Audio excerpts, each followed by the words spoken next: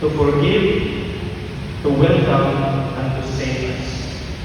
The heart of Christ's kingdom is not about power over others, but about presence with the lost, presence with the suffering, presence with the condemned, presence in each one of us.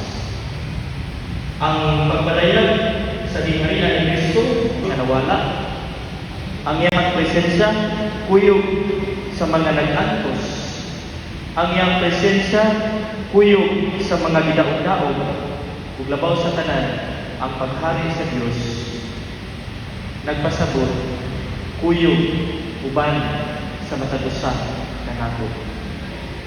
The presence of Jesus is already His kingdom.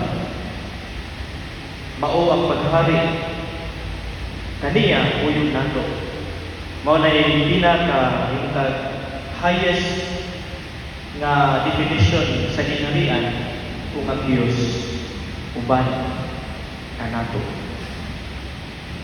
My brothers and sisters, Christ the King does not rule from above, but from beside us. Wala maghari ang Diyos na sa taas, kundi kuyog nato. In the pain of our process, in our loneliness of our struggles, in our moments when we feel most forgotten. His kingdom is not of this world because it is built on love, not force.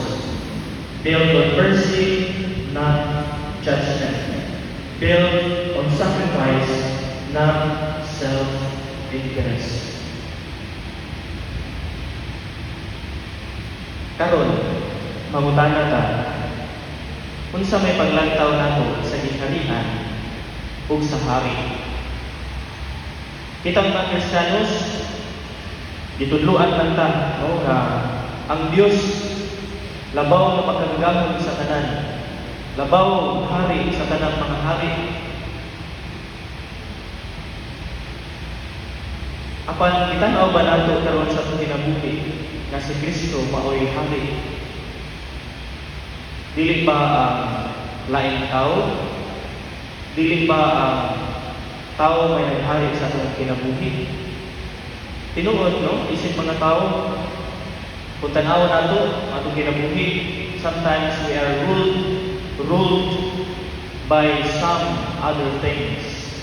Ruled by politics, ruled by hatred, ruled by persons. Apan sa ato ang pagtubog kay Suon, it emphasizes that Christ's kingship is not about politics and earthly things, but about spiritual, rooted in love, justice, and service to others. It serves as a reminder of the ultimate victory over good over evil and the promise of eternal life.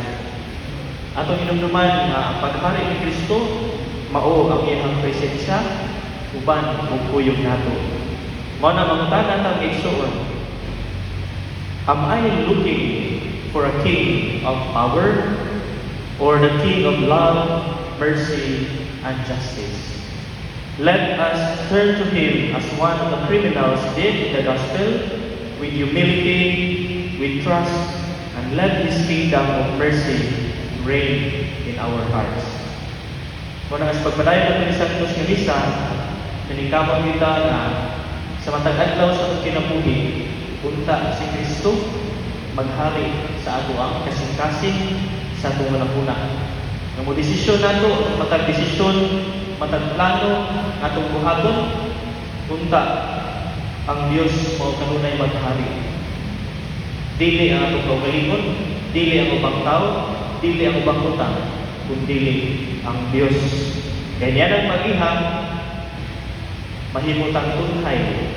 At the end of our lives, makaingon kita na sa gingon ni Kristo nga you will be with me in paradise. Kung kita, pariyo nato ang Dios sa tuwang kinabuhi. Viva Cristo Rey!